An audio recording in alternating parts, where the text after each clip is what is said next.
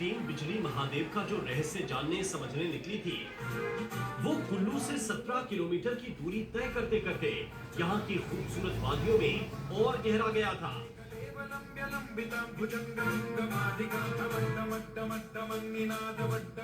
इन वादियों के बारे में मान्यता है कि यहाँ पहले कुलांत नामक दैत्य का कुशासन हुआ करता था। वो दैत्य इतना मायावी था कि उसके आतंक से मुक्ति के लिए यहाँ के लोगों ने भगवान शिव की आराधना की।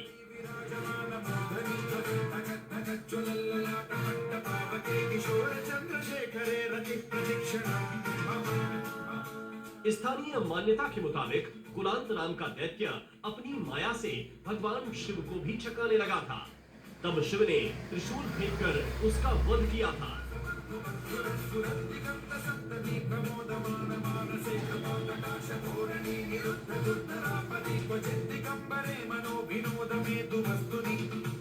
जलंधरासुर नामक का जो राक्षस था, उसको कुलांतक भी कहते थे। यहाँ कुल्लू से संबंधित वो लोगों को जब तक तंग किया करता था, इवन देवी देवताओं को तंग करता, ऋषि मुनि जो तपस्या करते थे उनको भी तंग करता।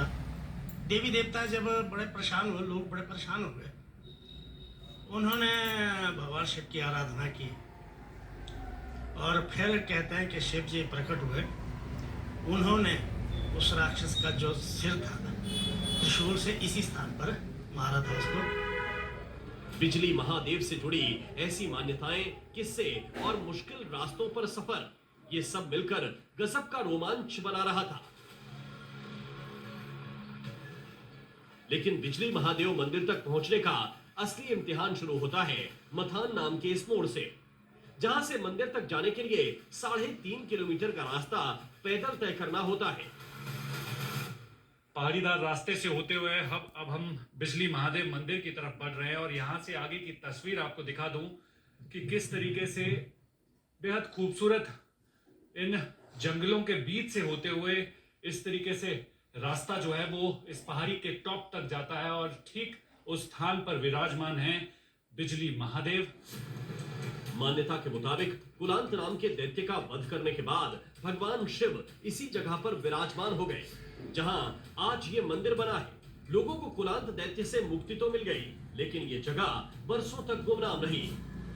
स्थानीय लोगों के मुताबिक जब भी इलाके में कोई आसुरी शक्ति या संकट आता तो इस मंदिर की जगह आसमानी बिजली गिरती थी।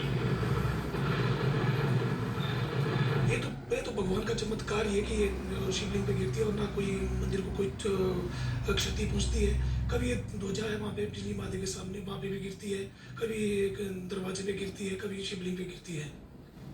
लोग बताते हैं यहाँ पड़े शिवलिंग का पता सदियों पहले एक ग्वाले के जरिए मिला था। दरअसल इस इलाके में कुछ ऐसी घासें जिन्हें चरने के बाद गायें ज्यादा दूध देती थी, लेकिन कुलांत दैत्य के वध के बाद से यहाँ से घास चरकर लौटी गायें दूध नहीं देती थी। ऐसा जब लगातार हुआ तो गांव के लोगों को शक गाय चराने वाले ग्वाले पर होने लगा। एक दिन गांव के लोगों ने ग्वाले का पीछा किया। जब पहाड़ी के ऊपर पहुंचे तो देखा कि एक गाय ऊपर झाड़ियों में खड़ी है और उसके थन से दूध स्वतः ही गिर रहा है। जब पास आकर देखा तो जहां दूध गिर रहा था वहां एक पत्थर मिला। उसके आसपास की मिट्टी हटाई तो हर 1-2 साल के भीतर जो है यहाँ पर आसमानी बिजली गिरती है और बिजली जो है वो बिजली महादेव अपने शिवलिंग पर जो है वहाँ पर उसको जो है ग्रहण करते हैं। और कहीं ना कहीं ये एक ऐसी धार्मिक जो है एक स्थिति है जिसको दिखाना बहुत ज़रूरी है। मैं उस स्थान पर खड़ा हूँ क्योंकि यहीं पर इस ध्वजा की अगर मैं बात करूँ तो ये लकड़ी की ध्वजा, इसी ध्वजा पर जो है अमूमन बिजली गिरती है और ठीक इसके सामने जो है विराजते हैं बिजली महादेव। दिव्य शिवलिंग पाकर लोगों ने यहाँ पूजा करनी शुरू कर दी। बाद में यहाँ एक शिव मंदिर का निर्माण हुआ और गायों के दूध से बने मक्खन से महादेव का श्रृंगार किया जाने लगा। भगवान शिव की पूजा के दौरान एक ऐसी घटना हुई जो पूरे मथान क्षेत्र में नहीं हो रही थी। वो घटना थी आसमानी बिजली की, जिसके गिरने के बाद मंदिर का शिवलिंग टुकड़े टुकड़े हो गया।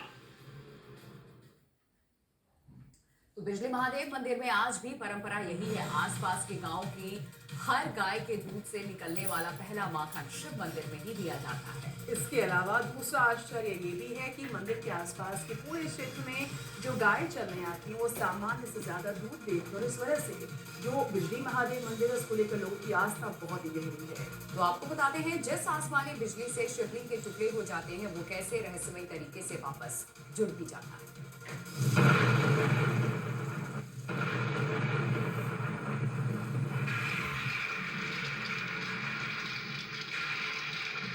कहते हैं कुल्लू के बिजली महादेव मंदिर पर बिजली 11 साल पहले 2013 में गिरी थी।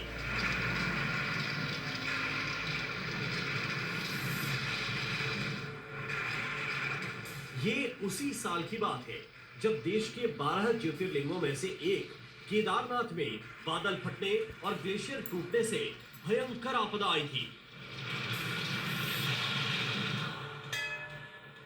उस साल बिजली गिरने से शिवलिंग के जो टुकड़े हुए थे उसके बाद मंदिर में अखंड पूजा हुई थी। यहाँ के लोग शिवलिंग के टूटने को भगवान शिव के शरीर पर जख्म मानते हैं। इसे ठीक करने के लिए जैसे आम इंसान मरहम लगाता है, ठीक उसी तरह महादेव मंदिर में शिवलिंग को गाय के दूध का मक्खन लगाया जाता है। शिवलिंग खंडित होता है, उसके बाद पूरे जितना भी हमारा हरियाण है तो सभी गांवों से मक्खन लाते हैं, उससे शिवलिंग को पुजारी से जोड़ता है। उसके बाद भी एक मान्यता ऐसी जिसकी कोई गाय कोई बछड़ा देते कुछ देती है, जो नया जो था ना दूध उसका मक्खन भी ऊपर ही चढ़ाया जाता है। हमारी मान्यता सबसे पहले वहीं पे चढ़ेगा शिवलिंग में ही। महादेव मंदिर के शिवलिंग को लगातार मक्खन और कुछ खास अनाजों का लेप लगाने की वजह से एक चमत्कार और देखने को मिलता है। शिवलिंग कुछ महीनों में ही वापस अपने पहले के स्वरूप में आ जाता है। मक्खन के लेप और इस चमत्कार की वजह से ही इस मंदिर को मक्खन महादेव भी कहा जाता है। जैसे जैसे यह शिवलिंग ठीक होता है वैसे वैसे यहाँ के लोगों में महादेव की महिमा और गहरी होती जाती है।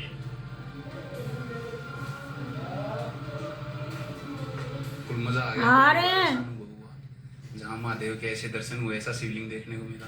हर जगह ऐसा शिवलिंग देखने को नहीं मिलता जो मक्खन का बना हुआ है। ऐसे दर्शन कहीं मिलता कभी कहीं भी आज तक तो मिले नहीं हुए। तो ये मंदिर अपनी मान्यता और शक्तियों की वजह से इतना मशहूर है कि यहाँ स्थानीय लोगों के साथ तमाम बड़ी हस्तियां भी आती हैं। पिछले चुनाव में ही यहाँ के